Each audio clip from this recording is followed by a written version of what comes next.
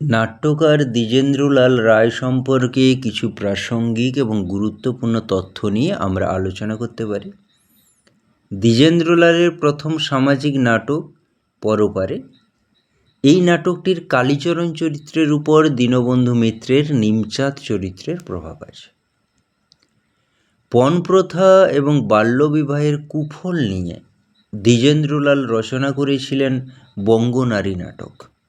এই নাটকে গিরিশচন্দ্র ঘোষের বলিদান নাটকের প্রভাব রয়েছে। এবার যদি আমরা আসি পৌরাণিক কাহিনী কেন্দ্রিক নাটক, তাহলে দেখব দ্বিজেন্দ্রলালের প্রথম পৌরাণিক নাটক হচ্ছে পাষাণী। এটা রামায়ণের অহল্যা কাহিনীর এক সম্পূর্ণ অভিনব রূপ প্রদান করা হয়েছে। এখানে সীতা যে পৌরাণিক নাটকটা, এটা রামায়ণ এবং ভবভূতির উত্তর রামচরিতের অনুসরণে রচিত হয়েছে। এবার আমরা দেখি দ্বিজেন্দ্রলাল রায়ের প্রথম প্রহসন কল্কি অবতার।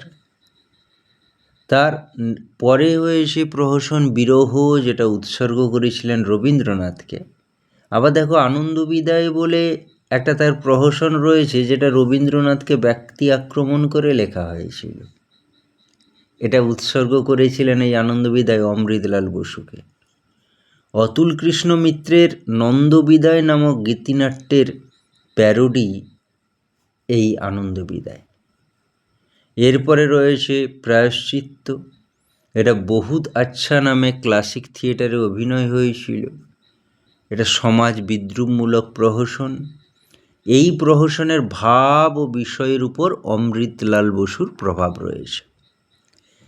এবার আমরা তারাবাঈ যদি দেখি, তাহলে তারাবাঈ দ্বিজেন্দ্রলালের সর্বপ্রথম ইতিহাসাশ্রিত নাটক।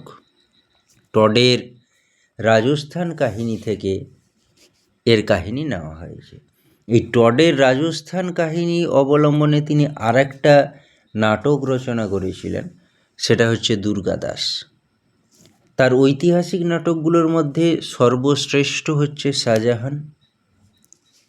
এরপরে প্রতাপ সিংহ বলে একটা তার নাটক রয়েছে, যে নাটকের মধ্যে আমরা দেখব যে দ্বিজেন্দ্রলালের নাট্য প্রতিভাকে স্বদেশী আন্দোলন কতখানি প্রভাবিত করেছিল, তার প্রথম সার্থক পরিচয় কিন্তু প্রতাপ সিংহে আমরা পাব। এরপরে তার অপেরাধর্মী একটা নাটক রয়েছে, সেটা হচ্ছে সঙ্গীত বহুল অপেরাধর্মী নাটক। নাটকটি হচ্ছে সোহরাব রুস্তম। তো এর বাইরে তার আরও কিছু হচ্ছে ঐতিহাসিক নাটক রয়েছে, কিছু প্রহসন রয়েছে। যেমন হয়েছে ধরো চন্দ্রগুপ্ত, সিংহল বিজয়, নূরজাহান ইত্যাদি তার ঐতিহাসিক নাটকগুলো রয়েছে। প্রহসন রয়েছে আমরা যেগুলো আলোচনা করেছি তার বাইরে কিছু। তো আমরা প্রধানত হয়েছে গুরুত্বপূর্ণ যে ডাটাগুলো সেগুলোতে আলোকপাত করলাম।